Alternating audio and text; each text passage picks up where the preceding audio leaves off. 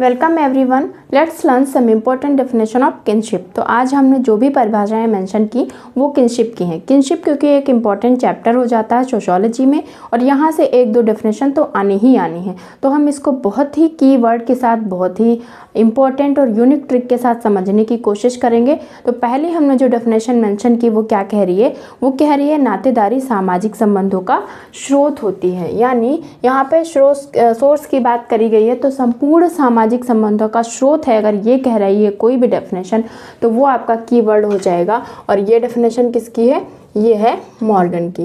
Next हमने लिखा है विवाह द्वारा बंधुता समूहों में सदस्य भर्ती किए जाते हैं। तो ये बहुत कॉमन डेफिनेशन है, ऑलरेडी एग्जाम में कई बार पूछी गई। तो अगर विवाह के द्वारा बंधुता समूहों में सदस्यों को क्या किया जाएगा? भर्ती किया जाएगा, एडमिट किया जाएगा। किसके द्वारा? विवाह के द्वारा। किस में? किनशिप ग्रुप में। तो किनशिप में क्या होता है? शादी करने के बाद ही किनशिप बड़ी होती जाती है, नातेदार और बनते जाते हैं। तो इसके दौरान सदस्यों को भर्ती करते हैं। ये बात किसने कहा? ये बात कहते हैं लेवी स्ट्रॉस। नेक्स्ट है अधिकारों उत्तरदायित्वों पर बल दिया जाता है इसमें। मतलब ये जो थिंकर हैं, इन्होंने नातेदारी में अधिकारों और उत्तरदायित्वों, रिस्पॉन्सिबिलिटीज़ और राइट्स पे इन्होंने फोकस किया है।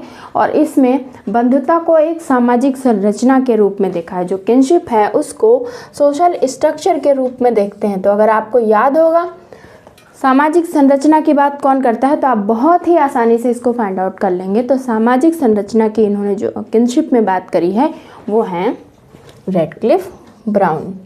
ओके, एक एक की पॉइंट आपको ध्यान में रखना है, आंसर आपके सामने है। लास्ट है हमारी व्यक्तियों और समूहों के बीच में पारस्परिक संबंध में बल दिया है। तो नातेदारी में व्यक्ति और समूह इन दोनों को इंक्लूड किया है। इसमें क्या किया है? इनके बीच में पारस्परिक संबंधों पर बल दिया है। तो ये डेफिनेशन किसकी है? ये है मेयर फोर्टस की डेफिनेशन। ओके,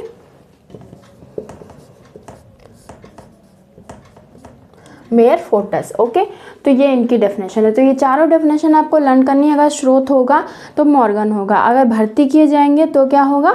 आपका लेवी स्ट्रॉस होगा, सामाजिक संरचना होगी तो ब्राउन होगा, और अगर व्यक्ति और समूह दोनों को लेगा तो क्या हो जाएगा? मेयर फोर्टस हो जाएगा। ओके, तो मुझे लगता है बहुत ही यूनिक ट्रिक के साथ आपको बहुत ही अच्छे से डेफिनेशन समझ में आ गई होंगी, और अब एग्जाम में आएंगी तो गलत नहीं होंगी। Okay, thank you for watching the video. मिलते हैं नेक्स्ट वीडियो में नेक्स्ट डेफिनेशन के साथ। ओके।